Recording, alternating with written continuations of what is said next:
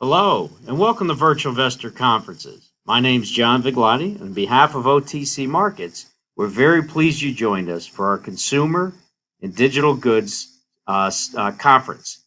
We will start today with a live presentation from Liquid Avatar Technologies.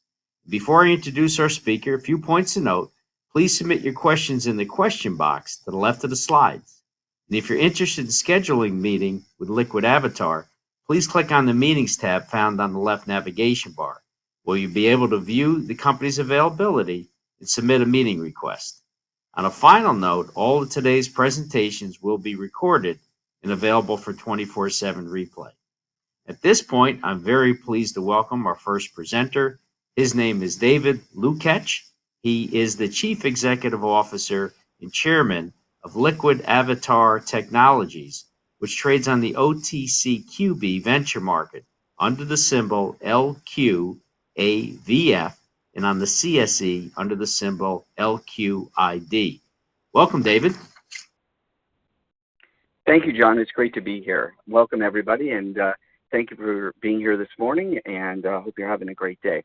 I'll get started. Welcome to Liquid Avatar Technologies presentation, where we're going to talk today about creating value through consumer digital goods and services. So I'm going to start with our disclaimer. You may not have a moment to read this, but this will be available online. So when you do download the presentation, please take a moment and please read the disclaimer, as there will be potentially forward-looking items. Thank you. Now, let's talk a little bit about who we are. Liquid Avatar Technologies, we're a global blockchain and fintech solutions organization. And where we focus on is digital identity at its core, creating digital footprints for individuals and entities, as well as the creation of innovative virtual items, credentials, and avatars, mixed reality, and now the metaverse. We support the journey into Web3 from Web 1 and Web 2, where there is this new area that really focuses on both the physical and digital human experience. So I'm going to talk a little bit about our experience. Now, you can see from this slide that really we've been around a while. Our team has been together in various iterations over the last almost 25 years plus, and I've been in the space, the technology space, for almost 40 years. We've worked with some of the largest brands, and this is just a sampling.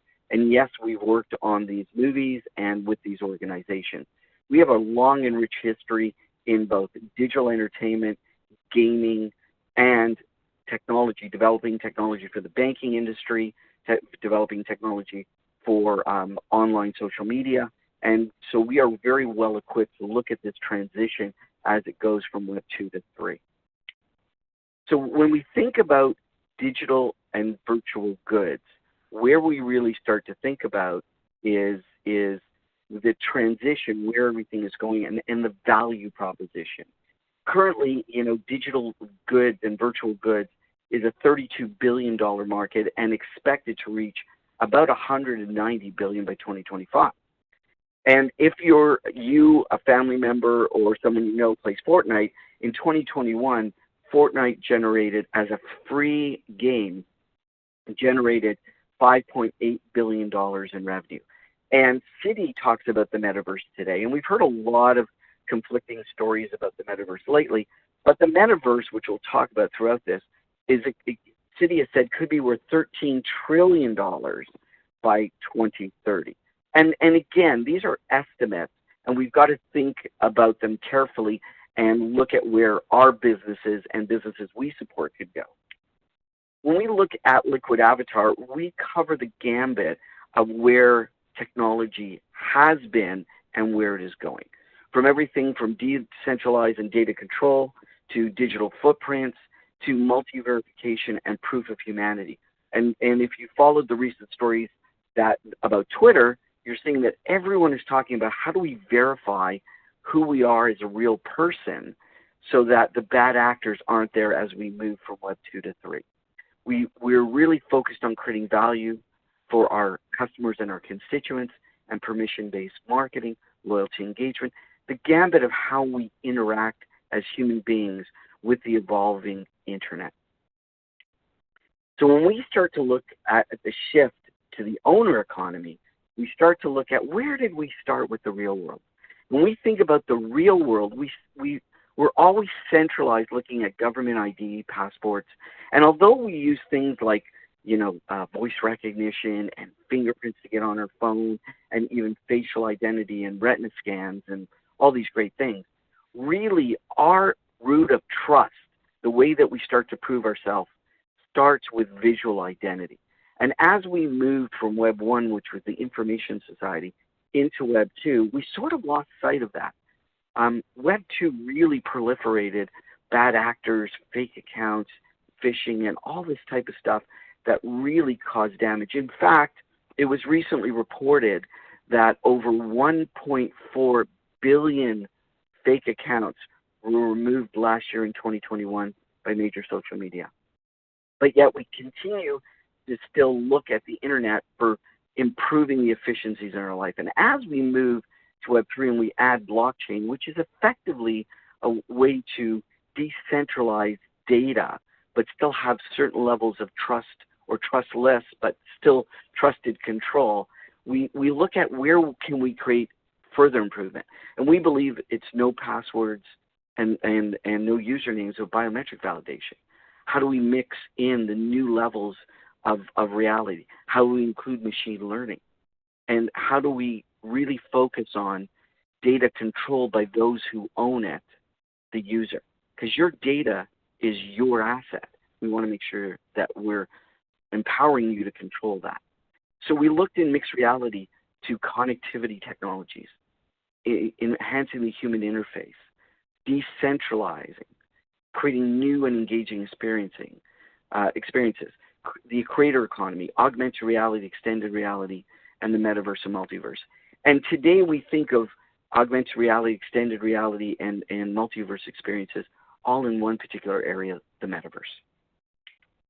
When we look at identity and creating a digital footprint, we continue to move forward based on evolving regulations around the world and how data is handled. We know there is a need for biometrically secured and frictionless identity control to create that digital footprint that creates high levels of assurance. Because identity is not just who you are, it's the things that you do and the places you go, both today and tomorrow. And when we look to unlock real-life value through digital identity and digital footprints, we look at creating these new types of credentials. Just like you have banking credentials and you do banking online, you should have a way to prove who you are without ever showing a piece of identity. And that really involves a solution that manages your credentials in a way that you can control them, yet are still verified. So we look at issuers, just like an issuer of a banking card, the holder being you are the holder of your credentials, your digital footprint, and those that want to verify it. So when we boil this down or distill this down, we start to look at it very similar to walking into a grocery store and using a debit card. Your identity should be able to be used in the same way and controlled by you, but instead of using a PIN, you could use a biometric. It's very simple. In essence, it is very simple. It's just a new way of dealing with it. And it has to be independent of your device. It can't be owned or managed by a device provider or a phone company. You have to own, manage, and control your verifiable credentials, your digital footprint. And when we start including the metaverse, a new way to do shopping and engagement and all these new services that are coming out in Web3, it really presents a new opportunity for enterprise to diminish the friction between online and offline, attract new customers, increase sales and revenue, build brand value, market segmentation, enhance engagement with your constituents, create loyalty with your constituents, reduce instances of fraud, which is a multi-billion-dollar problem for North America and globally almost a $30 billion problem. We get to promote good actors and permissions. We get to reward people for giving us data and sharing data with us. We get to embrace the evolving privacy landscape so we stay in good stead with the regulations, not only in North America, but globally. We create value and safety for ourselves, our family members, and others. We can continue to reach new markets, develop tech leadership, invent new market initiatives, find new ways to engage and create new revenue opportunities.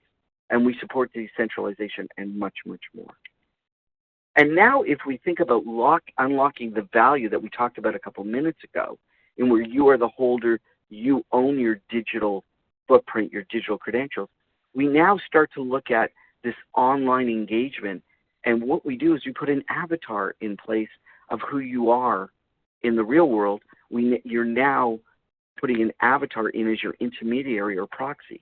That avatar communicates with brands, it communicates with others, and because you are verified, your avatar is verified. And if your avatar is verified, it can transmit actions and messages through your initiation. Now, when we really boil this down, what does that mean? It means my avatar can purchase something from me. My avatar can do something for me. And no one knows who I am, but I am verified. I know we're hearing a lot about those blue check marks today, but I am verified, but I am in control of all the data and information that passes back and forth to those online in Web3, whether it's the metaverse or other areas. I'm in control. I decide how much information I give out, when I give it out, and who I give it out to. This is a really important part, and we are leaders in this industry. And we have solutions in place that already do this. We have a proof of humanity solution that is connected to online games, can be connected to online games, and is active in an online game that uses no username, no password. All it does is provide a digital credential from the user to ensure that it's a real person involved in that game. And I'm sure you can imagine, and if some of you are parents, we would never let our children, or even ourselves, walk into a room full of strangers that are in that we knew nothing about and were in disguise. But yet every day we go online, every day we go into social media, every day we proliferate, unsavory communications with others, or others do that to create. And I'm sorry to be a little bit pointing here, but the rise of hate literature and hate postings. It's because people are anonymous. They do not have to verify themselves. If we can make people verified, we'd never do this in the real world, but if we can make people verified online, then instances of fraud, phishing, what they call Sybil attacks with multiple personalities or multiple accounts, all of this diminishes. We get the expectation that we would in the real world online. This is an issue about safety, about privacy, and about diminishing fraudulent activity, which costs billions of dollars. Liquid Avatar already has in market these solutions, and we are expanding them. So when we start to think about the opportunities, so now I have my digital footprint, I have my avatars. What can we do? So I'm going to give you some examples in the metaverse. Now you can translate this into traditional e-commerce, but I'm going to give you the first one. An avatar walks into a metaverse casino. Now I can use gated NFTs and verifiable credentials to manage access. Why is this important? Because what this example shows you is that we can verify individuals by a credential that they have in their digital wallet, just like a digital bank card. They can have a digital credential that says, I'm a real person. We can verify age, and they can have a credential that says, I'm above age.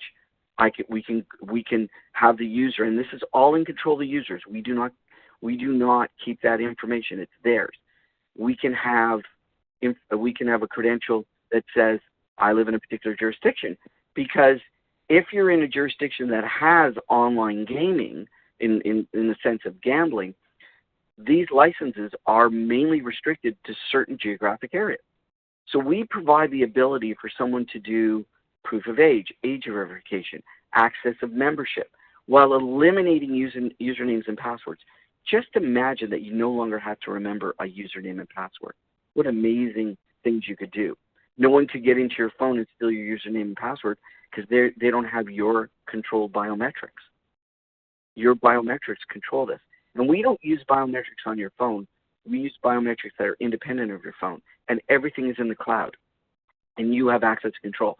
So if your device that you have your credentials on, your digital footprint wallet on your phone or on another device, if that device is lost, stolen, misappropriated, or changed, you have instant access through the cloud back to all that information. It's not stored on your phone. And we all know that if we had a phone that is lost or broken, oh my gosh, we could lose all our pictures, we can lose all our data. That does not happen. If it's, and again, I say if you don't back that up. So when we look at our second opportunity, what happens when an avatar is hungry? What happens when you want to go into the metaverse, you want to play a game, or others want to play a game? And think about this, will become a reality. Everybody thought the internet was a fad at the beginning. Web3 and the metaverse will not be a fad long term. There will be many different metaverses, just like places to travel and go to. There will be different metaverses you go to. But what happens when an avatar is hungry? I know it's a bit humorous, but true. So you and your friends decide to go into a restaurant and have a social engagement online. So you sit there and you order food, because when you order food and you eat that food, your avatar eats that food, maybe they get some kind of boost, some kind of benefit, some kind of loyalty. But by having that avatar in the middle between you and the metaverse or some type of alternative reality, you could also order food that comes directly to your home. So at the same time your avatar is eating, you could be getting delivery from one of the delivery services. And again, the restaurant may never know who you are directly unless you choose to give them that information, because you're controlling your avatar, which controls the experience. When we move into retail, this is a very, very big area. I've been speaking at industry associations recently on this. This is the merge of retail offline and opportunities in the metaverse. And this is creating NFTs. Again, if you or one of your family members has ever played Roblox or played Fortnite, you know that people are buying skins, they're buying items, they're buying all these things. But imagine that as the future goes along, and this is already happening, that you could effectively go into a shop, get a 3D scan of yourself, and all that data, again, it's your data, is controlled by you. But you can share it with the retailer when you choose, and you can get the perfect fit of an item, both for your avatar, so your avatar can have new cool clothes, and so could you. This is connecting the virtual world and the reality together. And again, Liquid Avatar has services and opportunities that already today manage this process. When we look at integrating wearables, I've just talked about that a little bit, and retail merchandising strategies. I think I've covered this, but if you think about where this is going, you know, luxury goods or luxury brands is expected to be a $50 billion industry by 2030. Gucci's already selling in Roblox. They sold a bag, a handbag, for over $4,000 as an NFT. You know, Nike and RTKFT, and I always have trouble saying that name, have entered a partnership. They acquired the company, and they're doing millions of dollars in business. And Adidas Originals with Bored Ape Yacht Club garnered over $23 million worth of profit. Think about virtual items. They can be accretive to the business. We already have partnerships with organizations like Ready Player Me. We have wearables that we're already testing online for avatars. That is a massive industry. And again, our Metaverse division is already doing that. Liquid Avatar has its digital footprint division, it has its avatar division, and it has its Metaverse division. And we're already generating sales. We've generated over $2.5 million in sales to date. So we're seeing that we can generate sales. And when we look at opportunities like issuing digital promotions and collectibles, if any of you are in business and you've ever produced a hat or a t-shirt, that's only part of the cost. You know, you still have to distribute it to your constituents. Imagine people walking around the metaverse with your brand all over their avatar being. It's a huge way at a very low cost to increase loyalty and engagement. There's a huge amount of opportunity in the space. You can create new engagement, create contests and promotion, and people will be clamoring to outfit their digital avatar because they can change clothes on the fly. And if you give them a boost, you give them certain properties, you give them certain incentives to wear your clothes, you could have an army of constituents out building your brand for very, very low cost. And when we look at bringing nonprofits and other organizations to the table, we have a relationship with Darren, and many of you may have children or family members, or even some of you may have taken the DARE program in the last 40 years in your school. We've engaged with DARE to create this new online digital experience for virtual education. We're creating a DARE virtual backpack that people can fill with promotional and digital items and use them. We've donated 30,000 virtual plots of land to the DARE organization to create their own virtual experience, their own virtual island. And we're going to support, and it's something we're working on today, is data guardianship, the ability for a parent to be able to manage that virtual experience for their child. So to know that they are authorizing their child to go in, and children aren't just creating accounts, on demand, and potentially being victims of cyberbullying and other opportunities. Again, it goes back to the root of trust. I would not go into the real world, into a place where I knew no one and everyone was in disguise. But the internet, in our humble opinion, has been broken from day one, and it's proliferated that, and people have taken advantage of that. If you ask people to anonymously verify themselves as human beings, not give out information, but prove, that means that one user has one account, because your biometrics can't be duplicated. That means we have a safer, more private, more data controlled by the individual internet. This is where Web3 is going. This is not just blockchain, NFTs, cryptocurrency.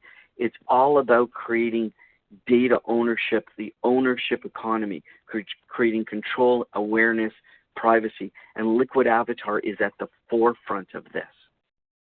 And we're doing this already. We're active in the space, and we have products and services that are starting to already generate revenue. And when we look at bringing it all together, we look at the opportunity of creating universal identity application solutions that create digital footprints. And I use the term digital footprint because it's more than just identity in the long term. It's not just who you are, but again, it's the places you go and the things that you do. And that creates a digital footprint that you can control, own, and manage. Interoperability. Now today, we know we use our driver's license to go everywhere, but even driver's licenses are going to become digital. Our solutions that are meeting the expectations and the mandates of governments. We're built to be interoperable, the ability to be transportable so that you don't have to have many different wallets for your digital credentials. The opportunity for organizations and individuals is to manage access, permission, and engagement, both for you and younger members of your family, where they're just going on things and online and seeing things and doing things where there needs to be a better control process. The proliferation of virtual items, avatars, and NFTs, and more. And while I talked about virtual items and avatars, there's a lot of talk about NFTs. And NFTs we think of as inventory, controlled inventory, and collectibles. That controlled inventory and collectibles, NFTs, blockchain helps support certificates of authenticity for those digital virtual items. And by using virtual items, they can eventually become collectibles. They can become usable in metaverses. You can do all kinds of interesting things, knowing that you can control their distribution initially and use blockchain to support that inventory management and control, as you would SKUs, but individually instead of as a bucket or a bale, you're controlling each and every item. And if you've ever been a collector of sports memorabilia, I'm a collector of comic books, you know that items can be certified and verified. That is effectively an NFT. That's the way we think about that. Mixed reality and metaverse applications. There is a whole new world emerging, whole new world. And our products and services are built to work in the browser. They're non-downloadable. So just open a browser window and enter the metaverse. Open a browser window and play games. No dApps, no apps, no downloads required. and we can get high fidelity graphics, as you see if you're a gamer, would have played in Call of Duty or Rainbow Six, very high resolution graphics right through the browser, because we do all our processing in the cloud. So the user gets a Netflix type experience in the gaming industry. And then we're all about value creation. We're business people. We're about creating that opportunity for users to create value. Again, data permissions to create value, engagement and play to create value.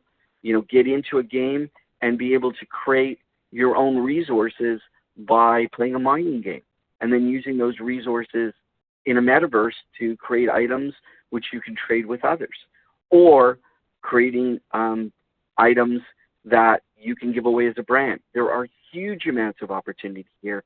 And as you can see from earlier on, we've worked with major brands on major programs. So we understand that, and we've been in the technology space.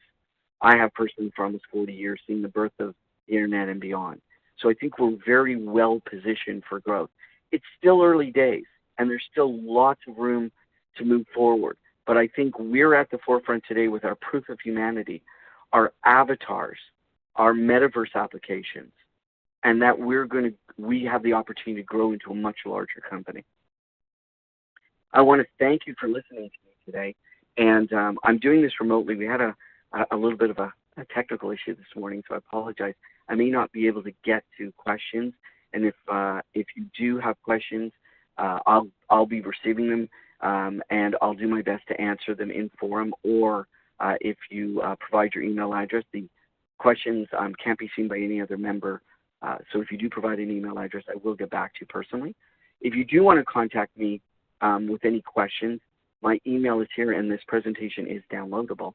I welcome the opportunity to speak with you either on a business basis, or if you have questions as an investor, to the best of our ability, we'll answer them within the confines of what we can and can't answer.